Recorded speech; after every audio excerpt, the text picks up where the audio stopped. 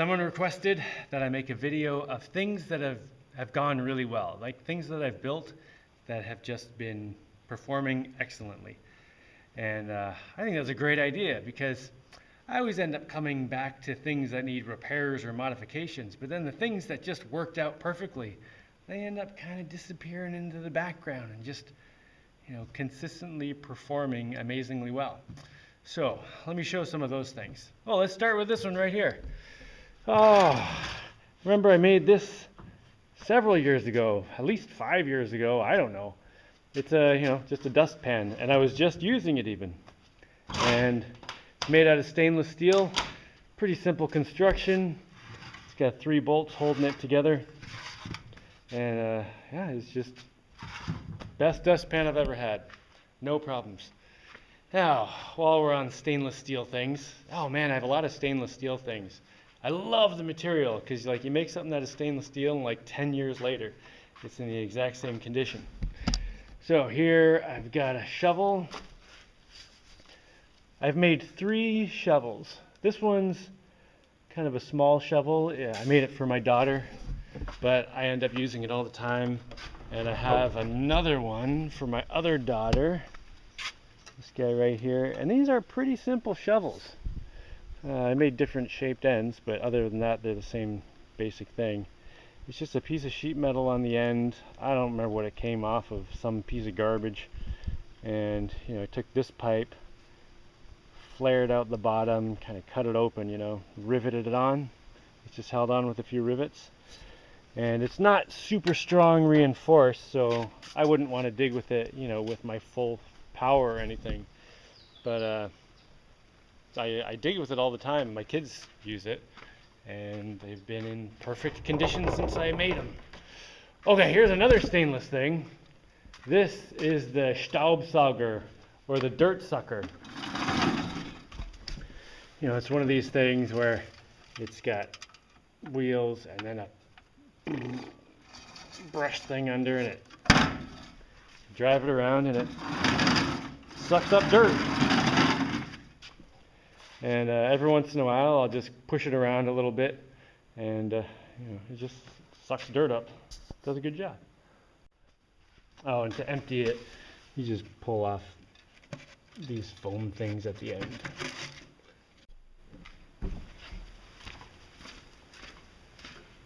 Oh, here's another good one. A while ago I made this here scooter, and it's just the kind of deal where you get on it and push. And I take it to town with me sometimes, and it holds lots of cargo. Haven't had any problems with it. It's really good. Holds a lot of stuff in the back.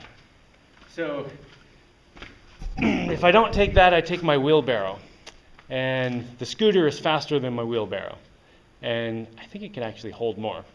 Speaking of my wheelbarrow, oh no, let's get to the wheelbarrow in a minute, because I have something that kind of goes along with the first thing we looked at, which is my push broom. So it's pretty simple construction, a few PVC pipes cut into a thing, bolted together with plastic sheets, wedged in there so they stick out. And then this was a milk bottle, this was an oil bottle, and I just cut pieces off that I could kind of flatten out, and then cut little strips in, and it works really well.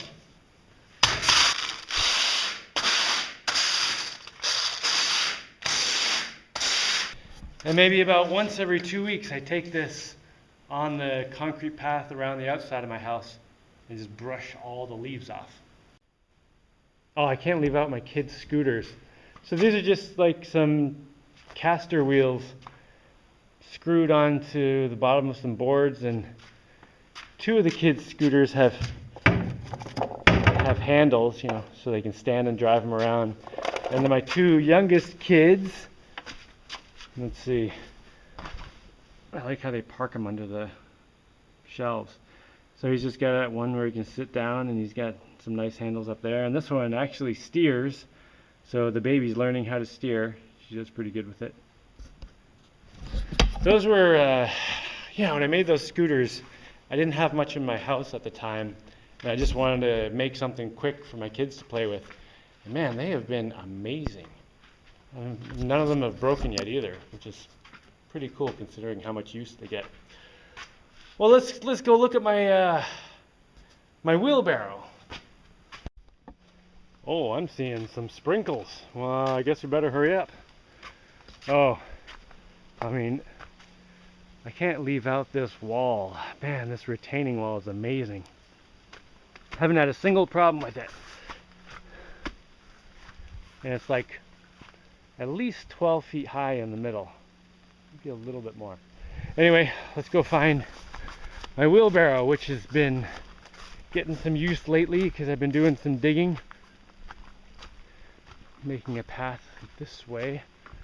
And yeah, this is just stainless steel leftovers from, let's see, most of this used to be a slot machine.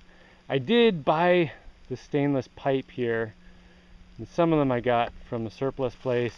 The only thing that's not stainless is the hub of the wheel here, and that's getting rusty, so I'll have to replace that eventually, hopefully with something else stainless. But this is, you know, I've used a lot of wheelbarrows in my life. This is my favorite wheelbarrow by far. Partly because it doesn't have legs. I hate when wheelbarrows have legs because then the legs end up hitting, you know, rocks and logs and stuff whenever you're driving it around on the ground. And the only downside to not having legs is just you have to pick it up from the ground, but whatever, that's fine for me, I don't care. Here's my shovel. So the other two are for my kids. This one's for me, so I've put like an extra metal part here for reinforcement. So I can dig with this one pretty hard, and I haven't broken it yet. I am digging some there. I kind of want to flatten out an area up here and take the dirt and, you know, kind of level out a path that goes all the way down. I don't think my house has been up long enough to call it one of the long-lasting problem-free things, but hopefully it will be. Maybe my water tank though, because I built that way before I started the house. So that's been working for a couple of years, and it's collecting water, and hopefully it's still, yep. Oh, now I've got a few boats to look at. So fiberglass is incredible. It's horrible to work with, but all the stuff I've made with fiberglass has lasted really well. Mostly on my boats, the only things I've changed are the solar panel things. Like this one, I've changed the solar panels a couple times. I'm pretty happy with this, the way it is now. It's easy to close them up and open them and adjust the angle. And this is obviously the underside. They're aiming away from this, but that's going really well. Well, let's look at things that I've not changed that have been going really well for a long time. Oh man, how do we get in here? Okay, if we open this hatch here, there's a motor right here connected to a long shaft that goes down to that propeller down there. And I think we have enough sun right now to, yeah. No, never mind the motor squeak sound. I got this motor for 30 bucks. It works really well, it just has a squeak. But every motor that I've made that's just a long shaft down to a propeller has been really good. And it makes sense because there's no moving parts. It's just you connect the shaft right to the shaft of the motor, right down to the propeller. All you need is like a bearing. And oh, I should mention that at the bottom of that boat, all right, let's see if we can see it.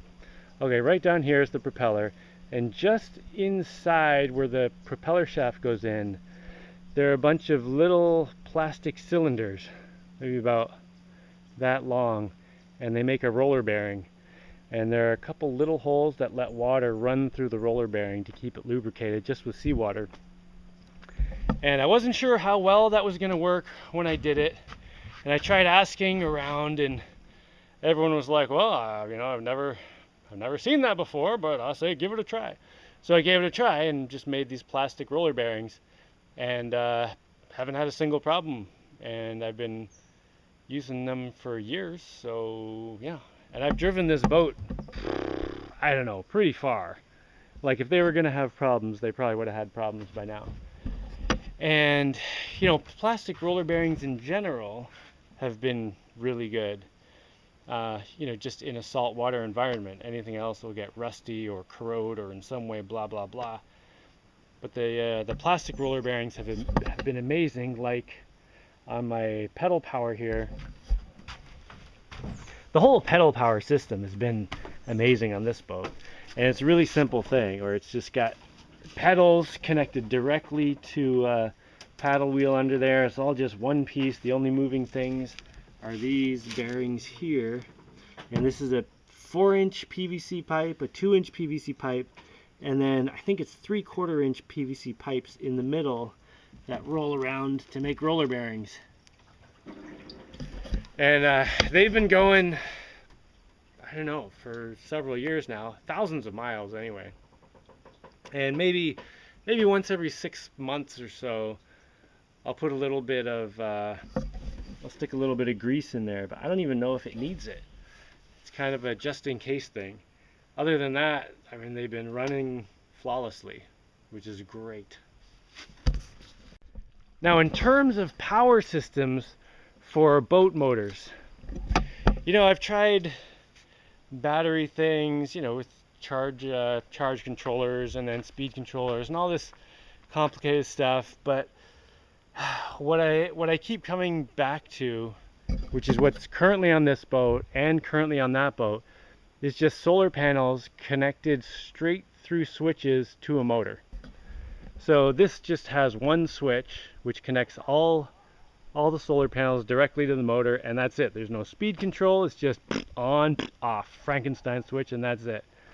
And this one has 4 different switches, so I can connect 2, 4, 6, or 8 solar panels to the motor. I mean, it could all just be on one switch, although it would be a bit of a jerk turning it on all at once. But you know, that means I don't get the batteries. So, you know, if it gets cloudy, I can't run the motor, or if it's dark, I can't run the motor. But having the pedal power, I just pedal then. And when I used to have the batteries, I almost never used them anyway, because I take the boat out in the sun, I'm running the motor directly off the solar panels. I don't want to be relying on the battery because I know the battery's going to run out, so I would just never use the battery. So they ended up being dead weight and overcomplicated electronics and stuff. So solar panels directly to the motor, that's been the thing that has just worked really well. Really well. Oh, I've been sick for the last week, so excuse my whatever it's called. Oh, here's another thing that I don't know if I've even shown this. So this is a long aluminium pole, and it's basically a giant spoon. Let me grab it. And I use this to scoop muck out of the canal over there when it starts getting, you know, kind of too much sediment in there. I'll scoop it up, dump it out on the land, scoop up some more, dump it out on the land. And it makes it so much easier than, you know, jumping in there with a bucket or something. When I just want to do a little bit of maintenance here and there, just scoop a bit of muck out of here, just to kind of keep up with the sediment that starts collecting. Oh yeah, my parking pole. So this is my biggest boat here, the Shark Slicer. I've just started, you know, renovating it. I need to give it a tune-up and stuff. But one thing that's been amazing is these parking poles. So this is just a 2-inch PVC pipe that I can shove down into the ground if I'm in shallow water. There's one at the front and one at the back. Oh, the back one's down right now. And I shove those down and the boat is just stationary. And there are a lot of circumstances where it's really nice to have a stationary boat.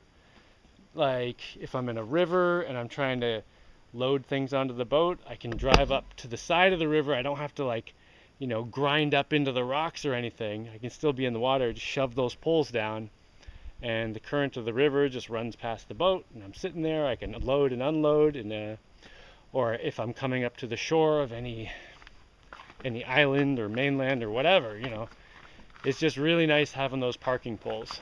I feel like I should put them on all my boats. All right, what else do I have around here that's been amazing? Oh, I can't show my solar powered bulldozer because that's still over at Jaimie's house. But I think I have some other stuff inside. Oh, I know something. This guy right here. Oh, super useful. This is what I cook on at the moment. And, you know, I might switch to something else at some point. But I really enjoy having wood fire. Partly because it's so easy to control the heat. And like when I want to cook something really hot, or if I want to like cook some clay stuff, like fire some clay or stuff, like it just gives me a lot of options. Plus, it makes smoke, which makes bugs go away, which is probably, I hear a mosquito right now. Oh, get over here. Oh, where is it?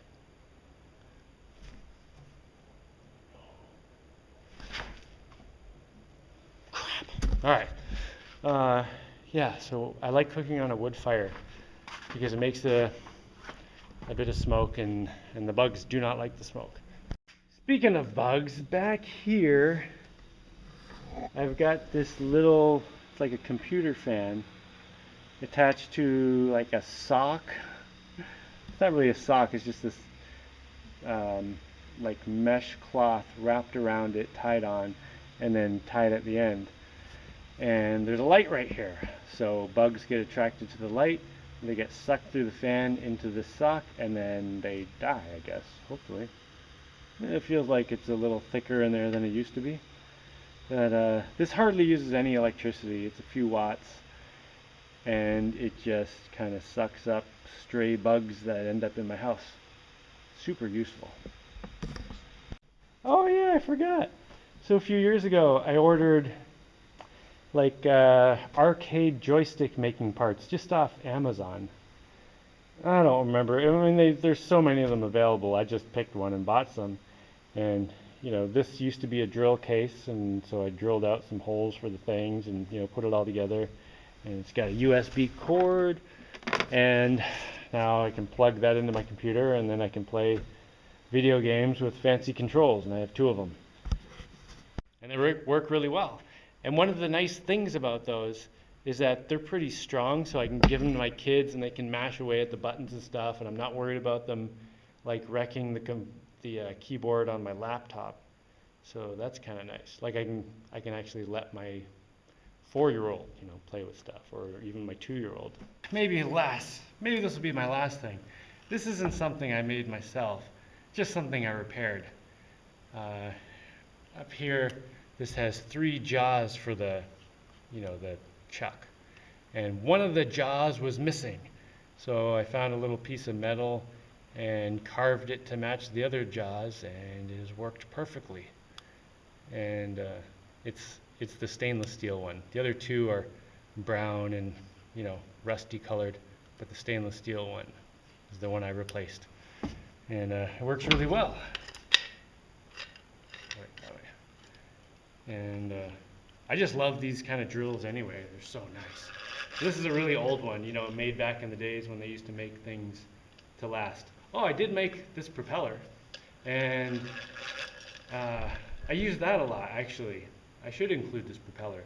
So this propeller is useful for when there's some smoke in the house and I need to blow it out, or if I want to, you know, get a fire going, I can, you know, blow on the fire. Or if there's some leaves I need to move out of the way, or if Jaimie comes over and she was pedaling her boat over and it's been a hot day and she's all hot, I can tell her, go sit in your chair and get blown away, and then, you know, cool her off and stuff. What else? There might not be anything else. Yeah, I think that's probably good. I'm sure there's more stuff around here that I'm not even paying attention. That's the funny thing about all the things that just work perfectly. They're so easy to forget about because they're just like diligently working away, doing their amazing stuff. Well, I thought of 2 more things I don't want to leave out. One is my chainmail. So this might not have the most utilitarian purpose because it's not like I use it to actually armor myself or anything, but I use it for exercise. So whenever I feel like I need more exercise, or just need some more leg strength, I'll put this on and go for a run and tie up my things and connect it. And I'm actually making a stainless steel one because this one is galvanized, but I'm concerned if I get salt water on it, it's gonna start rusting. So far so good, but I have been kind of careful with it. And this I made, at least 10 years ago. Probably close to maybe 15 years ago. Yeah, it was way back when I used to live in Vermont. Here, let me show you my stainless one, hold on. So here is my stainless chainmail. Check that out, isn't that beautiful? And yeah, I still have a bunch of work to do on it. But I'll get it done sometime. And then I can go running with it. And I think I have enough rings that I can make some heavy bracelets and maybe some heavy ankle weights too. And the last thing that I don't really ever show, but it's my cape. And I don't wear it a ton, but whenever I want to go outside and the bugs are out, I mean, this thing is great. If the bugs are out, or if it's never cold here. I would totally wear this more often if it was cold. But yeah, going out when the bugs are out, it's like just instant bug shield. And I got super cool stuff on the back, of course, so stylish too. And yeah, I made this a few years ago, and I don't use it a ton, but it's just like always hanging up here. Anytime I want to go outside during, dawn and dusk when the bugs are out and I don't want to make a fire or deal with it or whatever, I just put this on and go out. All right, that's it for now. I'm sure I missed a ton of stuff.